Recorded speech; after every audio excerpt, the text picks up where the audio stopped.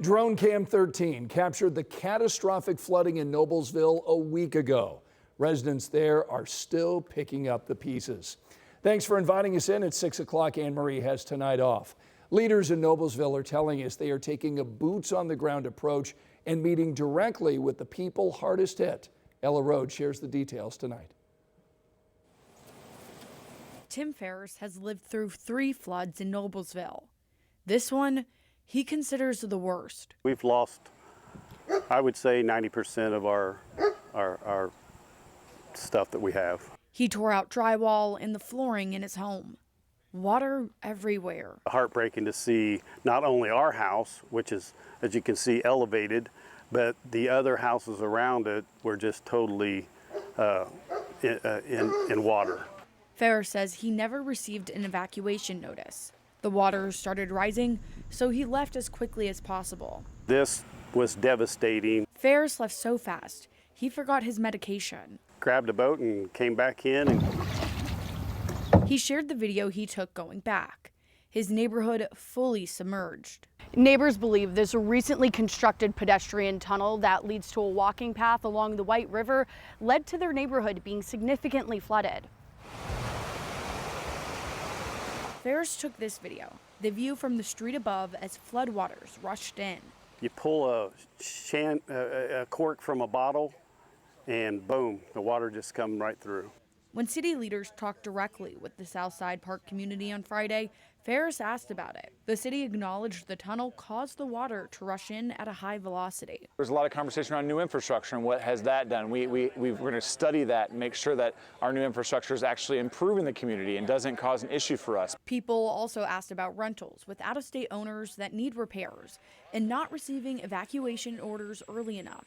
And leaders listened to it all. We need to be boots on the ground. We need to be present. We want them to connect directly with resources, and we're going to be here until they are back to normal. But for Ferris, it's 3 floods too many. I would love to leave this neighborhood, leaving behind the chance to live through it again. In Noblesville, Ella Rhodes, 13 News. The city of Noblesville plans to have more community discussions. Mayor Chris Jensen also encouraged people to call 211 if they are impacted from the flood in any way. Well, this flooding across central Indiana is historic, and now some are wondering if there was more that we could have done to prevent it all. Samantha Johnson talked with experts today who study wetlands and the impact on our lives. She's here tonight with a look at the bigger picture. Sam? Well, these experts tell me Indiana is a wetland state. We are water rich, but since the beginning of modern agriculture, we've lost 85% of the wetlands here in our state. Most recently, that land is being turned into commercial and residential property, getting rid of that existing ecosystem and watershed systems too. The loss of wetlands alone is not the reason we are seeing all this historic flooding now. But experts say it's certainly part of it. And that's because a wetland essentially acts as a giant tub. It holds on to that excess water and then slowly releases it back into the environment. And Aaron Stump with the Indiana Wildlife Federation tells me when we build on that land, we interrupt the system and there's nowhere for that water to go. Hydrologically speaking, if you remove all the plants from a wetland, you still have a wetland. That soil still wants to be a wetland. If we don't leave room for that water to find where it's supposed to go in these wetlands, it's going to end up in our basements. And there are just so many families dealing with that firsthand now. So experts tell me, again, wetlands are not the only problem here. There's nothing we can really change about getting more rain in less time because of a warming climate. But you can read more about the current wetland protections in our state and how you can get involved at WTHR.com. Sam, thank you. One of those protections is regulated by the U.S. Army Corps of Engineers. It requires developers to pay if they build on a wetland. That money is used to preserve or create a new wetland somewhere else. It is Friday. Everybody's thinking about the weekend.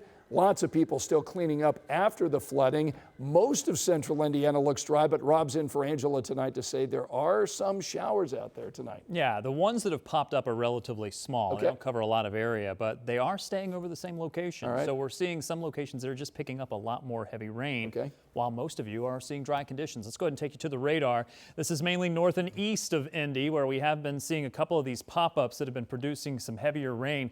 Let me get you in a little bit closer here and just show you where we're starting to see this one cell just east of Greenfield increase in intensity, and it is producing quick little downpours. Nothing severe at the moment, but there are some lightning strikes also just to the east of Lawrence here. A couple of little pop-ups. Because of that, National Weather Service has actually extended the flood advisory a little farther to the south. These just haven't been moving very much. Overall, though, things are pretty quiet across central Indiana. Then we turn our attention to this little complex of thunderstorms may move through parts of central Illinois during the overnight tonight, and then eventually into central Indiana. It should not impact our evening forecast. Operation Football is looking pretty good, except for those very slight chances for a few thunder showers. All right, Rob, thanks so much. Tonight at 6, an Indianapolis man now faces decades in prison. A judge found him guilty of killing his wife inside their home more than 3 years ago. Ashton Hackman has the verdict tonight from inside the courtroom. Mr. Smith Robinson is guilty of murder. A verdict ending a 3-year wait for justice for Erica Pedroza's family. Pedroza was found shot 10 times inside her Canby home in July 2023. She was killed with bullets from her own gun. Her husband, Seth Smith Robinson, was later charged with her murder. The case went to a 2-day bench trial last week. Prosecutors argued Seth Smith Robinson killed his wife, then tried to cover his tracks. His attorneys argued there were holes to cast doubt. This isn't a perfect case by any stretch of the imagination. There are clearly gaps in information. However, the gaps in and of themselves were not fatal to the state's case. One major gap, the judge said, the role Dalvin Carter played. Prosecutors argued Robinson hired Carter to frame his wife's killing as a robbery. Carter testified he never entered the house and said Robinson killed Erica. After weighing the evidence, Judge Osborne was convinced. I believe beyond a reasonable doubt Mr. Seth Smith Robinson did indeed murder Erica Pedroza. Outside the courtroom, Pedroza's family embraced as they wait to hear Robinson's sentence. He faces up to 65 years in prison. In the meantime, Seth Smith Robinson is being held in deadlock for alleged communication in jail where he was trying to contact Dalvin Carter. He is set to be sentenced on September 25th. In Indianapolis, Ashton Hackman, 13 News. Dalvin Carter will also be sentenced at a later date for pleading guilty to conspiracy to commit murder. Both of those men are now being held tonight in the Marion County Jail. Still to come on your Friday night, just getting started. We want to show you the cleanup effort today on one of the hardest hit spots in Hamilton County. Plus, coming together, how communities tonight are helping each other after this historic flooding. We are at the best game in the state of Indiana tonight, Lawrence North and Brownsburg. Goliath matchup between the Wildcats and the Bulldogs. The Lawrence North cheerleaders fired up. We got a preview for you coming up in 13 Sports.